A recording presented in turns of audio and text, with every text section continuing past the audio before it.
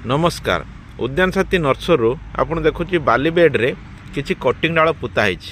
ये कौन डाल सी ना ये हूँ स्थल पद्म।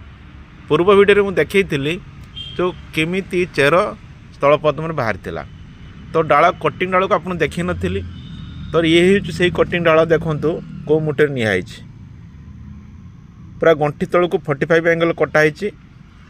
ये भी सेमती देखो कटाई तो ये कटिंग डाल नेले 3 इंच रु 4 इंच हाइट नेले कारण गोटे गंठी तल को पोता जीवो आउ दुईटा कि गोटे गंठी ऊपर रहिले चलिबो।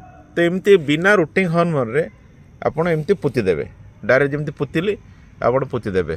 पोतिला पर डेली खाली पानी देबे मिनिमम मासे परे आपण चेर बाहरिबो। गोटे तो चेर बाहरी आपण देखैतिल पूरा वीडियो रे तो एटा मु पोतीवाटा आपण देखै नथिली सेति आज ये डाल पोती आपण देखौची तो कौ टाइप रे आपण प्रोपागेशन टा करिवे।